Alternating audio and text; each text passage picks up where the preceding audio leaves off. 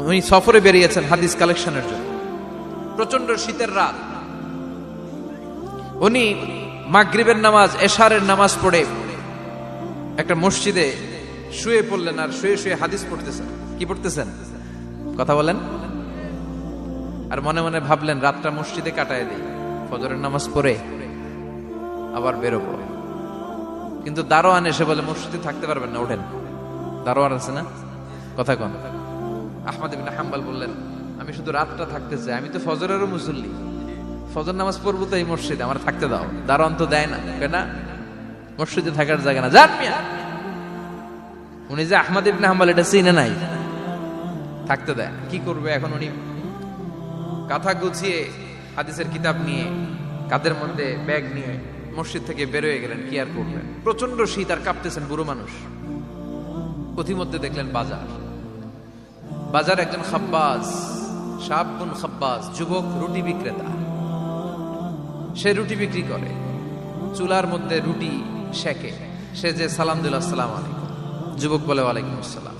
আহমদ ইবনে হাম্বল বলে যুবক আমার যাওয়ার জায়গা নেই, সফরে বেরিয়েছি, খুব শীতে কষ্ট পাচ্ছি, রাতে যদি তোমার এই চুলা থেকে একটু আগুন পোহাই কোনো সমস্যা? যুবক বলে না না সমস্যা না, আহলান ওয়া সাহলান, কোর সামনে আসেন আসেন, আপনি আগুন পোহাইলে আমার সমস্যা কি? সুবহানাল্লাহ পড়েন।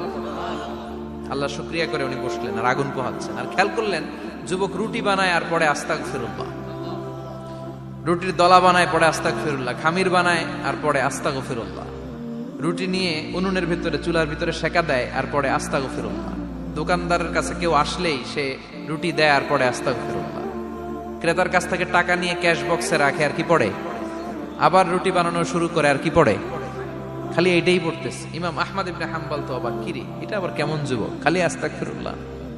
উনি প্রশ্ন করলেন যুবক ঘটনা কি?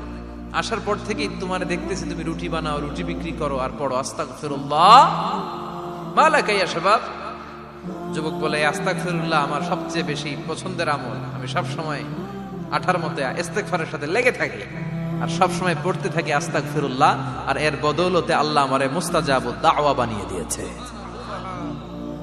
আহমদ ইবনে হাম্বল তো অবাক, আনতা মুস্তাজাবুদ দাওয়া, তুমি মুস্তাজাবুদ দাওয়া রুটিওয়ালা? আমি এত বছর হাদিস পড়াই, আমিও তো মুস্তাজাবুদ দাওয়া না, আর তুমি রুটি বেচো বাজারে, তুমি মুস্তাজাবুদ দাওয়া, তুমি দোয়া করলে সব কবুল হয়ে যায়? যুবক বলে না আনা মুস্তাজাবুদ দাওয়া, আমি আমার জীবনে যত দোয়া করেছি কবুল করে নিয়েছে কে? সব দোয়া কবুল করে নিয়েছে আল্লাহ, একটা দোয়া ছাড়া। কয়টা? আহমদ ইবনে হাম্বলের কৌতূহল, কিউরিওসিটি আরো বেড়ে গেল। কি? সব দোয়া কবুল হয়েছে একটা দোয়া ছাড়া। মাযালিকা দুআ ইয়া শাব, কি সেই দোয়া? যুবক এবার বলতে শুরু করলো আমার জীবনে যে দোয়াটা আল্লাহ কবুল করে নাই সেটা হচ্ছে আমি আল্লাহর কাছে অনেক চেয়েছি, অনেক দোয়া করেছি যে আল্লাহ শুনেছি এই জামানার সবচেয়ে বড় মুহাদ্দিস, তার নাম নাকি ইমাম আহমদ ইবনে হাম্বল। আল্লাহ তোমার কাছে আমার চাওয়া আমি যেন এই ইমাম আহমদ ইবনে হাম্বলের দেখে মরতে পারি, আমি যেন ইমাম আহমদ ইবনে হাম্বলের হাতে হাত রেখে মুসাফা করতে পারি আর তার কপালে একটা চুমু এঁকে দিতে পারি। আহমদ ইবনে হাম্বল আবেগপ্রবণ হয়ে গেলেন, চোখের পানি ছেড়ে দিলেন, বললেন যুবক তোমার এই দোয়াটাও কবুল হয়ে গিয়েছে। আহমদ ইবনে হাম্বলের দেখা সাক্ষাৎ পাওয়ার জন্য আহমদ ইবনে হাম্বলের বাড়িতে তোমার যাওয়ার দরকার নাই, আহমদ ইবনে হাম্বল তোমার দরবারে ছুটে এসেছে। আনা আহমদ ইবনে হাম্বল মুহাদ্দিসুদ দাহর, আমি নিজেই আহমদ ইবনে হাম্বল। যুবক চোখের পানি ছেড়ে দেয়, আহমদ ইবনে হাম্বল চোখের পানি ছেড়ে দেয়। যুবক চিৎকার মেরে ইমাম আহমদ ইবনে হাম্বলকে জড়িয়ে ধরে, হাতে হাত রেখে মুসাফা করে, কপালের মধ্যে চুমু খায় আর আল্লাহর শুকরিয়া করে বলে ও ইমাম আসলে এই দোয়াটাও আল্লাহ আজকে কবুল করে নিল। বিশ্বাস হয় সবসময় ইস্তেগফার পড়লে আপনার দোয়াগুলোর এইভাবে কবুল করে নিবে কে? এই পাঁচটা জিনিস পাবেন সবসময় যদি ইস্তেগফারের সাথে লেগে থাকেন। রাজি আছেন তো? এজন্য বিশ্বনবী সব সময় নামাজে সালাম ফিরানোর পরে পড়তেন আস্তাগফিরুল্লাহ। কি পড়তেন? 3 বার পড়তেন আস্তাগফিরুল্লাহ, আস্তাগফিরুল্লাহ, আস্তাগফিরুল্লাহ। পড়তে রাজি আছেন? ইস্তেগফারের অনেকগুলো আলফাজ আছে, সবচেয়ে ছোট ইস্তেগফার হচ্ছে এটা আস্তাগফিরুল্লাহ, আস্তাগফিরুল্লাহ। আরো আছে আস্তাগফিরুল্লাহ আল্লাযী লা ইলাহা ইল্লা হুয়াল হাইয়ুল কাইয়্যুম আতুবু ইলাইহি, বিশ্বনবী বলেন এই ইস্তেগফারটা যদি কেউ পড়ে, আত-তাওয়াল্লি মিন ইয়াউমিজ যাহাফ, যুদ্ধের ময়দান থেকে পালিয়ে আসা কবিরা গুনাহ। কি গুনাহ? কাফেরদের সাথে যুদ্ধ, আমি তাগড়া যুবক, তলোয়ার নিয়ে নেমেছি, আমার দেহের এক ফোঁটা রক্ত থাকা পর্যন্ত আমি যুদ্ধ চালিয়ে যাব, আমি ফিরে আসতে পারবো না, আইনটা কার? ফিরে আসলে কবিরা গুনাহ। বিশ্বনবী বলেন যুদ্ধের ময়দান থেকে ফিরে এসেছে এরকম কবিরা গুনাহ অবলম্বনকারীও যদি আস্তাগফিরুল্লাহ আল্লাযী লা ইলাহা ইল্লা হুয়াল হাইয়ুল কাইয়্যুম ওয়া আতুবু ইলাইহি পড়ে, ওই কবিরা গুনাহকারীকেও ক্ষমা করে দিবে কে? পড়তে রাজি আছেন তো? আবার সাইয়েদনা আবু বকর বললেন, ইয়া রাসূলুল্লাহ আল্লিমনি দুআআন আদউ বিহি ফি সালাতি, এমন দোয়া আপনি আমারে শিক্ষা দেন যে এই দোয়াটা আমি নামাজে পড়তে পারি। বিশ্বনবী বললেন, পড়ো আল্লাহুম্মা ইন্নী যালামতু নাফসি যুলমান কাসীরান ওয়া লা ইয়াগফিরুয যুনুবা ইল্লা আনতা ফাগফিরলি মাগফিরাতাম মিন ইনদিক ইন্নাকা আনতাল গফুরুর রহিম। সুবহানাল্লাহ পড়েন, এটাও ইস্তেগফার। আমরা এটার বলে দোয়া মাসুরা, সালাম ফেরানোর আগে পড়ি না? যেখানেই ক্ষমা চাওয়ার কথা আছে ওইটারই কি বলে? ইস্তেগফার। আল্লাহুম্মা ইন্নী যালামতু নাফসি, আল্লাহ জুলুম করেছি, যুলমান কাসীরা, অনেক জুলুম, ওয়ালা ইয়াগফিরুয যুনুবা ইল্লা আনতা, তুমি ছাড়া এই গুনাহ ক্ষমা করার তো কেউ নাই, ফাগফিরলি মাগফিরাতাম মিন ইনদিক, তোমার দয়ায় আমারে ক্ষমা করে দাও, ইন্নাকা আনতাল গফুরুর রহিম, তুমি হলা ক্ষমাশীল। ঠিক কি না? এটাও ইস্তেগফার, এটাও পড়বেন। আর এই সব ইস্তেগফারের শ্রেষ্ঠ ইস্তেগফারের নাম সাইয়্যিদুল ইস্তেগফার। যত ইস্তেগফার হতে পারে এর মধ্যে সবচেয়ে শ্রেষ্ঠতম ইস্তেগফার নাম কি? কথা কন। বুখারীর বর্ণনা, শাদ্দাদ ইবনে আউস রাদিয়াল্লাহু তাআলা আনহু বর্ণনা করেন, এই সাইয়্যিদুল ইস্তেগফার দিনের বেলা যে পড়বে ওই দিনে মারা গেলে সে জান্নাতি। এই সাইয়্যিদুল ইস্তেগফার রাতের বেলা যে পড়বে ওই রাতে যদি ইন্তেকাল হয় ওই লোকটা জান্নাতি। মুখস্থ আছে না? কার কার মুখস্থ হাত তুলেন? মাশাআল্লাহ, তাবারাকাল্লাহ, মাশাআল্লাহ, মাশাআল্লাহ। আর যাদের নাই তাদের হোমওয়ার্ক, তাদের আল্লাহুম্মা আনতা রাব্বি লা ইলাহা ইল্লা আনতা খালাকতানি ওয়া আনা আবদুক ওয়া আনা আলা আহদিকা ওয়া ওয়া'দিকা মাস্তাতা'তু আউযু বিকা মিন শাররি মা সানা'তু আবু'ু লাকা বিনি'মাতিকা আলাইয়া ওয়া আবু'ু লাকা বিযামবি ফাগফিরলি ফাইন্নাহু লা ইয়াগফিরুয যুনুবা ইল্লা আনতা। সুবহানাল্লাহ পড়েন। আজকে রাতে পড়ছেন, মারা গেলে জান্নাতি। চিল্লায় পড়েন না আল্লাহু আকবার। এজন্য বিশ্বনবী বলেন, আমার আগের গুনাহ মাফ, পরের গুনাহ মাফ, তারপরেও প্রতিদিন আমি 70 বার তওবা ইস্তেগফার পড়ি। আজকে থেকে পড়তে রাজি আছেন তো? বেশি বেশি ইস্তেগফার পড়া যাবে না? একটু প্রাণ খুলে, দিল খুলে আওয়াজ করে পড়েন তো আস্তাগফিরুল্লাহ। আর জোরে পড়েন আস্তাগফিরুল্লাহ। আবার সবাই পড়েন আস্তাগফিরুল্লাহ। সব সময় তওবা ইস্তেগফার যারা পড়ে তাদেরকে পছন্দ করে কে? সব সময় জিকির করে করে জিহ্বাটারে যারা ভিজিয়ে রাখে তাদেরকেও পছন্দ করে কে? আল্লাহ বলেন, ওয়াজকুর রাব্বাকা ফি নাফসিকা তাদাররুআন ওয়া খীফাতান ওয়া দুনাল জাহরি মিনাল কওলি বিল গুদুবি ওয়াল আসাল ওয়া লা তাকুম মিনাল গাফিলিন। সুবহানাল্লাহ পড়েন। আল্লাহ বলেন, ওয়াজকুর রাব্বাকা ফি নাফসিক, আল্লাহরে মনে মনে ডাকো, তাদাররুআন ওয়া খীফা, আল্লাহর জিকির করতে আল্লাহ বলেছেন ফি নাফসিক। বুঝতেছেন না অর্থ? ফি নাফসিকা, মনে মনে আল্লাহর জিকিরটা করো। তাদাররুআন ওয়া খীফা, তাদাররুআন মানে বিনয়ের সাথে, with full of humility, submission and humbleness, বিনয়ের সাথে আল্লাহরে ডাকো। ওয়া খীফা, গোপনে গোপনে ডাকো। দুনাল জাহারি মিনাল কওল, চিৎকার চেঁচামেচি করে ডেকো না। কার কথা? আওয়াজ করে জিকির করো না। এই যে আমরা মাহফিলে লা ইলাহা ইল্লাল্লাহ জিকির করে, এটা তালিম। উদ্দেশ্য কি? তালিমের জন্য আওয়াজ করে জিকির জায়েজ আছে, কিন্তু ব্যক্তিগত জিকিরের যে ইবাদতটা এটা আস্তে আস্তে হইতে হবে, এটা ভদ্রভাবে হতে হবে, চিল্লাচিল্লি করে নয়। আবার তালিমের জিকির ওইটাও ভদ্রভাবে। ইন্নাল্লাহা জামিল ইউহিব্বুল জামাল, আমার আল্লাহ সুন্দর, আমার আল্লাহর জিকিরের মধ্যেও সৌন্দর্য আছে না নাই? কিন্তু এদেশে জিকিরের ভেতরে লাফালাফি আছে না নাই? বেশি না কম? কি বসেন বসেন, হ্যাঁ বসে যান তো, অনেক ধরনের আছে জিকির। হ্যাঁ বসেন বসেন, বসে যান। হ্যাঁ হাইবার আলী, এটা কি আবার জালালি? তো এই যে ইন্নাল্লাহা জামিল ইউহিব্বুল জামাল, আমার আল্লাহ সুন্দর, আমার আল্লাহর জিকিরের মধ্যেও সৌন্দর্য আছে না নাই? তালিমের উদ্দেশ্যে সবাই মিলে জিকির করা যায়, কিন্তু চিল্লাফাল্লা করা যাবে না, লাফালাফি করা যাবে না, মাথা ডানে বায়ে ঝোলানো যাবে না, ঠিক কিনা? কিন্তু লাফালাফির জিকির আছে না নাই? লাফাইতে লাফাইতে, হ্যাঁ, গাছের আগায় বাঁশের আগায়, আবার যিনি জিকির পরিচালনা করে ওনার কান্দে যায় ওঠে, আছে না নাই? বিশ্বনবী সাহাবাদের নিয়ে জিকির করছেন, সাহাবারা লাফাতে লাফাতে খেজুর গাছের আগায়, হাদিসে আছে না এটা? বিশ্বনবী সাহাবাদেরকে নিয়ে জিকির করছেন, লাফাতে লাফাতে আবু বকর বিশ্বনবীর কান্দের উপরে, আছে, হাদিসে আছে। এটা জিকির নয়। কি সুন্দর দেখেন, ইসলাম বুঝা কত সহজ। ওয়াজকুর রাব্বাকা ফি নাফসিকা তাদাররুআ ওয়া খাইফা, গোপনে জিকির করো, ভদ্রতার সাথে বিনয়ের সাথে জিকির করো। ওয়ালা তাকুম মিনাল গাফিলিন দুনাল জাহারি মিনাল কওল, চিৎকার চেঁচামেচি করে জিকির করো না। যারা চিকফাল দিয়ে হই হই হই হই করে, আছে না? হই হই হই হই হই হইয়ের ভিতরে আল্লাহর নাম আছে, হ্যাঁ? এই যে হুই হাই হুই হাই, এই স্টাইলের যে জিকির, এটার ভিতরে আমার আল্লাহর নাম আছে? আল্লাহর নাম যদি না থাকে ওইটা জিকির হবে? কথা বলেন। বিষ্ণু বললেন, খবরদার, চিৎকার চেঁচামেচি করে লাফালাফি করে যারা জিকির করে এরা মনে করে আল্লাহ কানে শোনে না। কথা বলেন। আপনি গোপনেও আল্লাহর ডাকলে আপনার ডাকে সাড়া দিবে কে? এজন্য রাব্বুল আলামিন বলেন, ফাযকুরুনি আযকুরকুম ওয়াশকুরুলি ওয়ালা তাকফুরুন।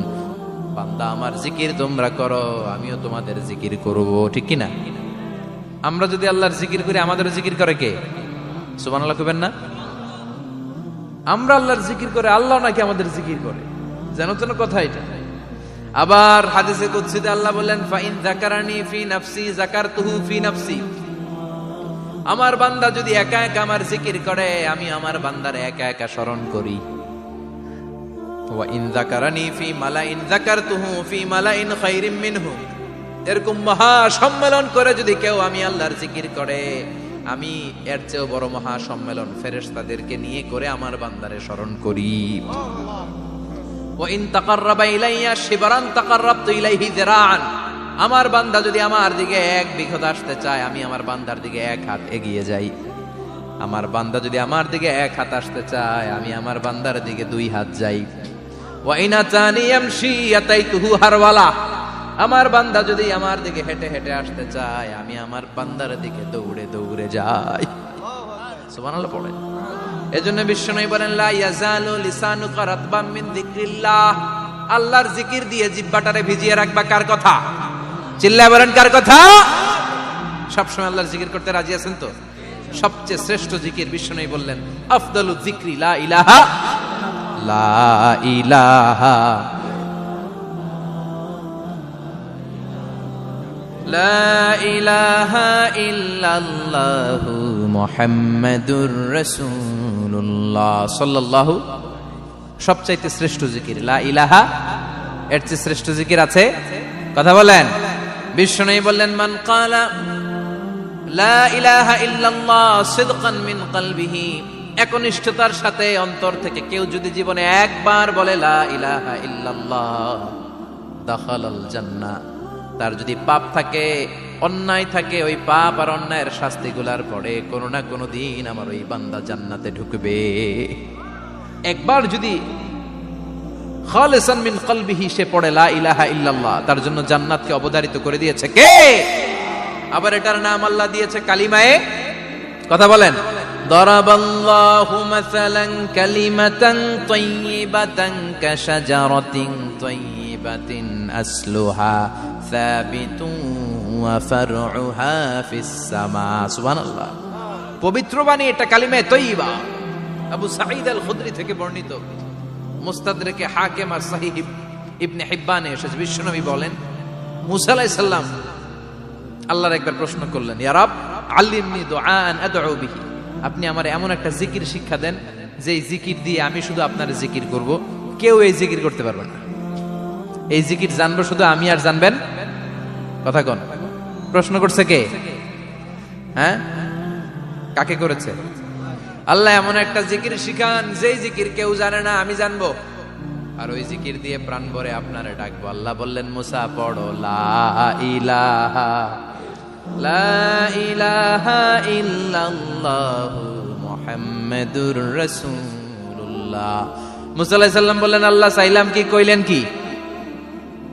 লা ইলাহা তো জাতীয় জিকির, এটা তো আন্তর্জাতিক জিকির, এটা জানে না এমন কেউ নাই, এমনকি হিন্দু ভাইরাও জানে। কথা কন। আল্লাহ আমি তো চাইছিলাম এক্সক্লুসিভ, আমার জন্য স্পেশাল, এর চেয়ে সুন্দর আর কেউ জানবে না, এত সুন্দর একটা জিকির আপনি দিবেন, এটা আমি ডাকবো আপনারে আর আপনি শুনবেন। আল্লাহ বললেন, মুসা এর চেয়ে দামি আমার কাছে নাই। লাউ তাদউ লা ইলাহা ইল্লাল্লাহ ফি কাফা, লা ইলাহা রে যদি মুসা এক পাল্লায় রেখে দাও, ওয়াস সামাওয়াতু সাবউ ওয়াল আরদিন, সাত আকাশ সাত জমিন যদি আরেক পাল্লায় রেখে দাও, লা ইলাহা এক পাল্লায়, সাত আকাশ সাত জমিন আরেক পাল্লায় ওজন যদি দাও, লা রাজাহাত কাফাতু লা ইলাহা ইল্লাল্লাহ, মুসা দেখবা মুহূর্তের মধ্যে লা ইলাহা ইল্লাল্লাহর পাল্লা ভারী হয়ে গেছে। সাত আকাশ সাত জমিন এক পাল্লায়, শুধু লা ইলাহা ইল্লাল্লাহ আরেক পাল্লায়, মুহূর্তে লা ইলাহার পাল্লাটারে ভারী করে দিবে কে? এটা বিপ্লবী বাণী। আমরা এটার ভিক্ষার মধ্যে লাগাইছি। এখন ভিক্ষা করার সময় লা ইলাহা আছে না নাই? একটা টাকা দিয়া যান, আমি গরিব ইনসান আর সমান, একটা টাকা দিয়া যান, আমি গরিব ইনসান, আছে না নাই? জুমার নামাজের সময় ভিক্ষা করে, একটা টাকা দিয়া যান, আর লা ইলাহার জিকির লগে, আছে না নাই? এটা আমরা ভিক্ষার জিকির বানাইছি, এটা তো বিপ্লবী বাণী। এই বাণীর পক্ষে যারা, তারা ন্যায় আর সত্যের পক্ষে চিল্লায় বলেন ঠিক কিনা? এই বাণীতে যারা বিশ্বাস করে, তারা এক আল্লাহর সামনে মাথা নত করে দেয়। গোটা পৃথিবীর কোন শক্তির সামনে ওই মাথা নত হয় না, ঠিক কিনা? এই লা ইলাহা যারা আমরা মানি, আল্লাহ ছাড়া কারো সামনে মাথা নত করব? কোন শক্তি আমাদের মাথা নত করাতে পারে? এই কালেমার আন্দোলন যারা করে, তারা আল্লাহ ছাড়া পৃথিবীর কাউরে ভয় পায় না। আর তারা চায় কালেমার পতাকা পৃথিবীর মধ্যে যেন পথ পথ করে উড়ে, ঠিক কিনা? বাংলার জমিনে কালেমার পতাকা উড়ুক, আমরা চাই কি চাই না? কোন একদিন এ দেশের আকাশে কালিমার পতাকা উড়বে, সেদিন সবাই খোদাই বিধান পে দুঃখ বেদনা ভুলবে। কোন একদিন এ দেশের আকাশে কালিমার পতাকা উড়বে, সেদিন সবাই খোদাই বিধান পে দুঃখ বেদনা ভুলবে। চিৎকার করে বলেন ঠিক কিনা?